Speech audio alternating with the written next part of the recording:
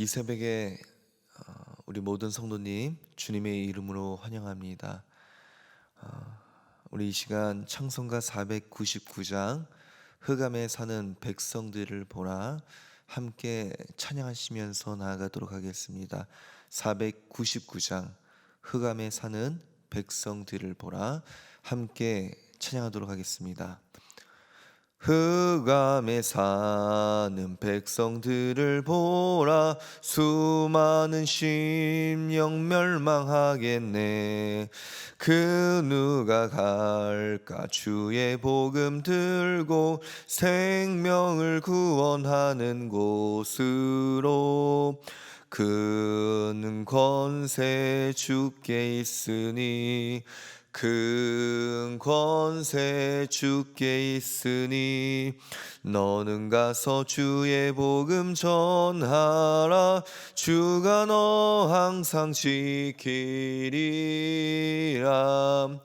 구원의 문은 넓게 열렸으니 십자가 군병 일어나거라. 너희의 힘을 하나로 뭉쳐서 죄악의 쇠사슬을 끊어라.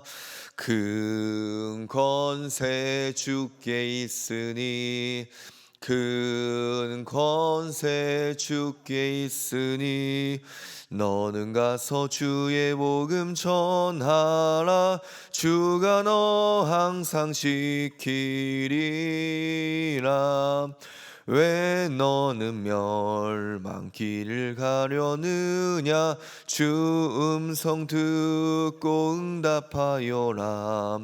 널 구원하러 예수 죽었으니 생명의 참된 복음 전하라.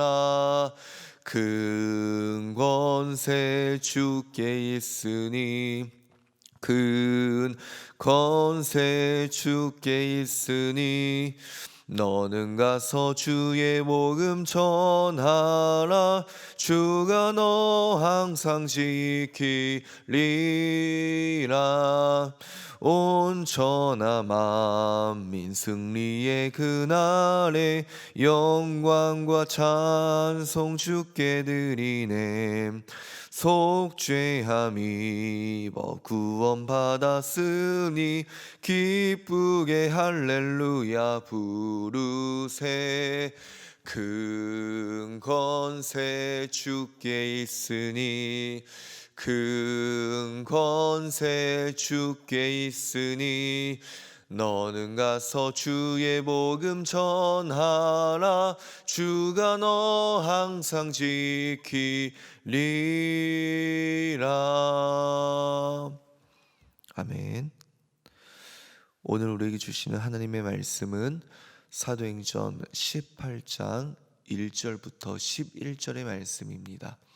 사도행전 18장 1절부터 11절의 말씀, 우리 한 절씩 번갈아 가시면서 교독하시고 마지막 절은 합독하도록 하겠습니다. 그 후에 바울이 아덴을 떠나 고린도에 이르러 아굴라라는 본도에서 난 유대인 한 사람을 만나니 클라우디오가 모든 유대인을 명하여 로마에서 떠나라 한 고로 그가 그 안에 브리스길라와 함께 이달리아로부터 새로운지라. 바울이 그들에게 가매 생업이 같음으로 함께 살며 일을 하니 그 생업은 청막을 만드는 것이더라. 안식일마다 바울이 회당에서 강론하고 유대인과 헬라인을 권면하니라. 실라와 디모데가 마게도냐로부터 내려오매 바울이 하나님의 말씀에 붙잡혀 유대인들에게 예수는 그리스도라 밝히 증언하니 그들이 대적하여 비방하거늘 바울이 옷을 털면서 이르되 너희 피가 너희 머리로 돌아갈 것이요 나는 깨끗하니라. 이후에는 이방인에게로 가리라 하고 거기서 옮겨 하나님을 경외하는 디도 유스도라는 사람의 집에 들어가니 그 집은 회당 옆이라. 또 회당장 그리스보가 온 지방과 더불어 주를 믿으며 수많은 고린도 사람도 듣고 믿어 세를 받더라. 밤에 주께서 환상 가운데 바울에게 말씀하시되 두려워하지 말며 침묵하지 말고 말하라. 내가 너와 함께 있음에 어떤 사람도 너를 대적하여 해롭게 할 자가 없을 것이니 이는 이 성중에 내 백성이 많음이라 하시더라. 함께 읽도록 하겠습니다. 1년 6개월을 머물며 그들 가운데서 하나님의 말씀을 가르치니라. 아멘. 오늘 본문을 보면 바울은 고린도 도시에서 복음을 전하게 되는 장면을 우리는 살펴볼 수 있습니다. 고린도가 어떤 도시입니까? 고린도라는 도시에 대해서 우리가 조금은 알아야 할 필요가 있습니다. 고린도는 아가야라고 하는 그리스 남부 지역의 수도입니다. 또한 동방과 서방을 연결하는 항구 도시였기 때문에 일찍부터 무역과 상업이 발달한 도시였습니다. 고린도 인구는 그 당시 60만에서 70만 정도로 예측하고 있습니다. 그런데 그 중에 20만 정도가 자유인이었고 나머지는 노예였다고 합니다. 그만큼 부와 재물이 있는 도시였습니다. 또한 얼마나 문명이 발달한 도시였냐면 고대 그리스 4대 올림픽이 있습니다. 델포이 경기, 네메아 경기, 올림포스 경기, 그리고 고린도에서 이스트미안 경기가 열리던 본고장이기도 합니다. 하지만 화려한 도시만큼 악한 도시 또한 고린도만한 데가 없습니다. 고린도 지역은 우상이 우글거리는 도시였습니다. 그래서 12개의 우상 신전을 가지고 있었습니다. 특별히 아프로디테라고 하는 비너스 성전에서 1000명의 성전 매춘부들이 있었습니다. 그리고 제사를 드릴 때면 1000명의 매춘부들과 고린도에 살고 있는 사람들이 방탕한 문화를 만들어내는 그런 악한 도시였습니다.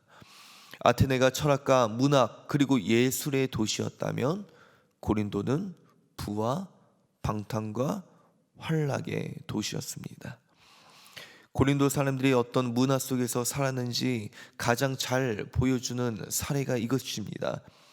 고린도 사람 같다라고 하는 이 단어는 그 시대에 방탕한 사람들을 일컫는 말이었습니다. 또한 고린도 여인들 같다라고 하는 표현은 곧 매춘부다라는 표현이었습니다.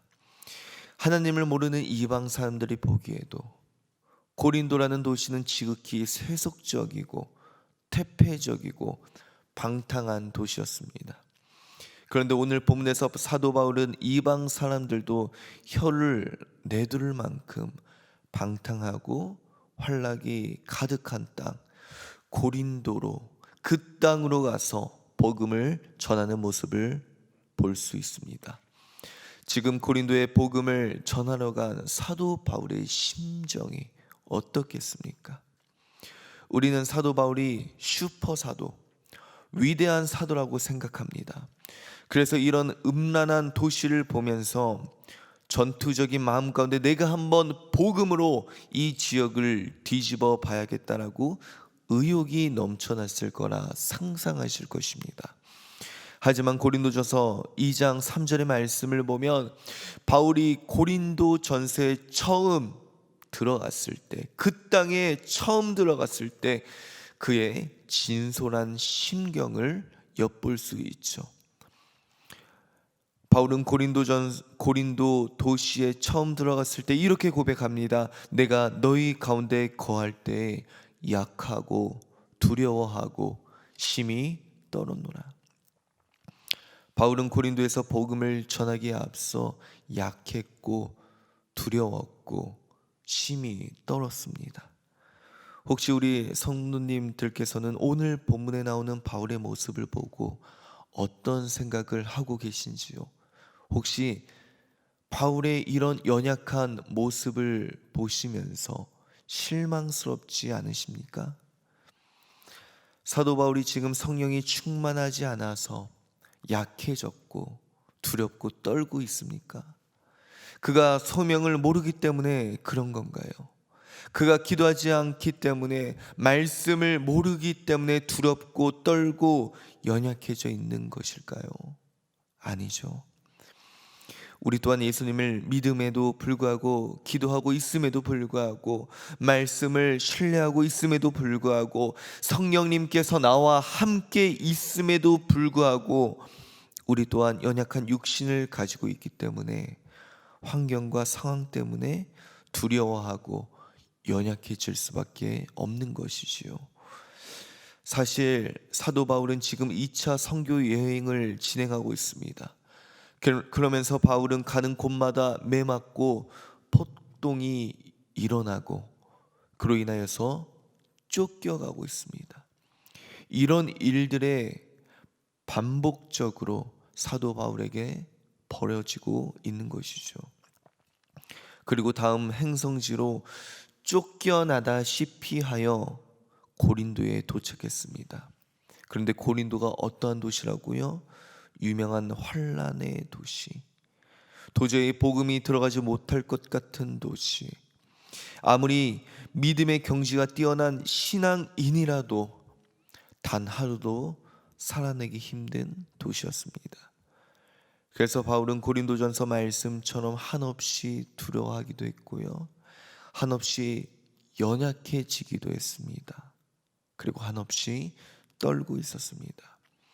그런데 하나님께서는 이 연약해진 바울에게 뭐라고 말씀하십니까? 오늘 본문 9절과 10절의 말씀입니다. 두려워하지 말며 침묵하지 말고 말하라.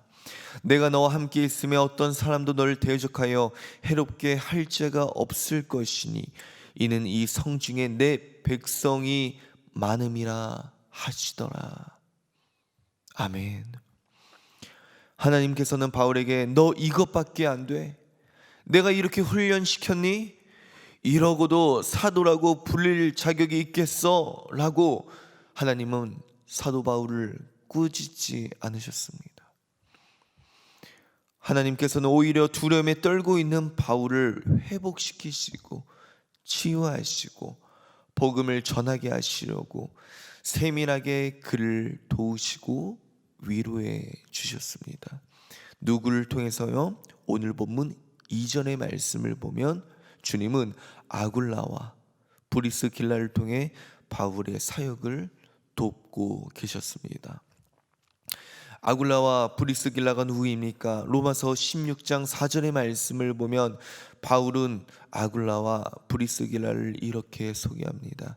그들은 내 목숨을 위하여 자기들의 목까지 내놓았나니 나뿐 아니라 이방인의 모든 교회도 그들에게 감사하느니라. 브리스길라와 아굴라는 자신들의 생명을 무릅쓰고 바울의 목숨을 구해준 사람들이었다라고 바울은 설명하고 있죠. 바울은 복음을 전하면서 도저히 감당할 수 없는 상황에 놓여지자 우리 주님께서는 바울이 넘어지지 않도록 다시 일으켜 세워주시는 세밀한 손길로 브리스길라와 아굴라를 붙여주셨습니다. 또한 누구를 붙여주셨습니까? 5절의 말씀을 보면 디모데와 칠라를 통해 그의 마음 또한 위로해 주셨죠. 5절의 말씀입니다. 실라와 디모데가 마게도냐로부터 내려오매 바울이 하나님의 말씀에 붙잡혀 유대인들에게 예수는 그리스도라 밝히 증언하니. 디모데와 실라가 바울에게 돌아와 보고하는 거예요. 데살로니가 교회를 관련하여서 데살로니가 교회가 지금 현재 이러한 신앙의 여정을 걷고 있노라고 바울에게 보고하고 있는 것이죠. 데살로니가전서 1장 7절의 말씀을 보면 이렇게 데살로니가 교회를 표현하고 있습니다. 지금 데살로니가 성도들이 아가야와 마게도니아 지방에서 믿음의 본을 보여주고 있습니다. 데살로니가가 어느 지역입니까? 바울이 복음을 전하다가 폭동이 일어나 쫓겨난 지역입니다. 그리고 그 지역 사람들이 데살로니가 지역 사람들이 바울이 다른 동네로 가서 복음을 전할 때마다 바울을 숨가쁘게 쫓아와서 바울의 복음을 방해했던 사람들입니다. 그런데 그런 희망이 없는 도시 같았던 데살로니가 교회에 무슨 역사가 나타납니까? 복음의 역사가 나타납니다. 교회가 부흥하며 일어서기 시작합니다. 복음이 되살아나기 시작합니다. 바울은 이를 통해 자기가 흘렸던 기도, 눈물, 헌신, 땀이 결코 헛되지 않는 거구나 확인하고 위로받을 수 있었던 것이죠. 사도 바울은 꿈쩍하지도 않을 것 같은 고린도를 향해서 실라와 디모데의 간증을 듣고 이런 고백을 하였을 겁니다. 이 고린도도 예수 그리스도의 십자가 앞에서 무너져 내릴 것이다. 그들 또한 예수 십자가 앞에서 무릎을 꿇을 것이다. 이 거친 땅에도 환락의 도시에도 예수 그리스도의 교회가 반드시 설 것이다. 말씀을 맺겠습니다. 우리 또한 신앙생활을 하다 보면 바울처럼 신앙의 길로 걸어가는 것이 막막할 때가 있습니다. 더 이상 복음으로 살아내기가 불가능한 것처럼 보이기도 합니다. 그럼에도 주님은 깨지고 넘어지는 우리들을 세밀한 손길로 돕고 일으켜 세워 주십니다. 지금도 아굴라와 브리스길라처럼 도움의 손길을 붙여 주십니다. 지금도 디모데와 실라처럼 위로의 손길을 내밀어 주십니다. 오늘 하루 시작하는 이 아침 우리 모든 성도님들 바울처럼 복음으로 살아내시길 주님의 이름으로 소원합니다. 바울처럼 복음을 전하며 살아가시길 주님의 이름으로 소원합니다. 보이지는 않지만 주님의 세밀한 손길로 우리가 걸어가는 이 길 가운데 바울에게 부어주셨던 그 주님의 도움의 손길과 위로의 손길이 우리 성도님들의 삶 가운데, 복음으로 살아내시는 우리 성도님들의 삶 가운데, 신앙의 길을 걸어가시는 우리 성도님들 삶 가운데 늘 함께 하시는 줄 믿으시기 바랍니다. 기도하시겠습니다. 하나님 아버지 감사합니다.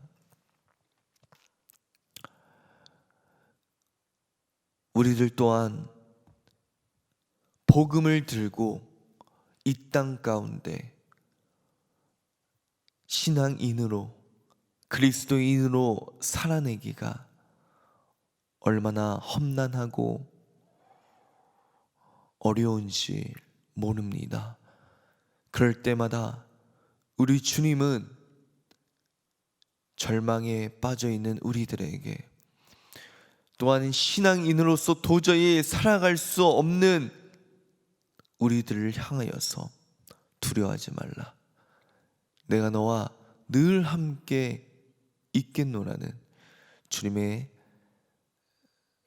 작은 음성이 우리들에게 날마다 들려주십니다. 우리가 이 시간 오늘 하루도 복음으로 살아갈 때 주님의 세밀한 도움의 손길과 주님의 위로하심을 체험케 하여 주시옵소서. 이 시간 주님의 도움과 위로가 필요한 성도님들이, 선교사님이 계십니다. 양천 경찰서 경목실에서 복음의 사역을 들고 사역하시는 조승현 목사님을 위해서 기도합니다.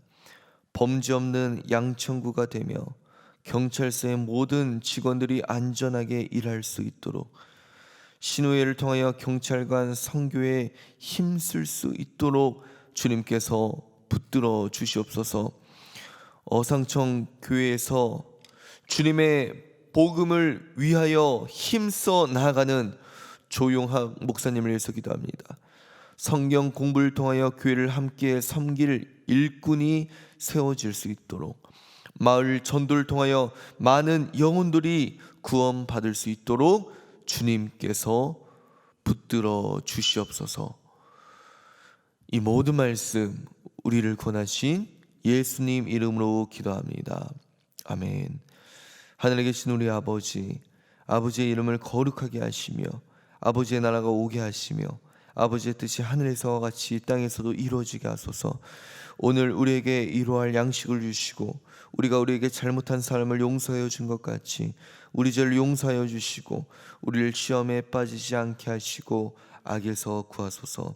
나라와 권능과 영광이 영원히 아버지의 것입니다. 아멘. 우리 시간 자유롭게 기도하시고 또한 강단 위에서 기도하실 분들은 강단 위에서 기도하셔도 좋습니다. 우리 환우분들과 가지고 나온 기도 제목을 가지고 함께 기도하며 나아가도록 하겠습니다. 기도하시겠습니다.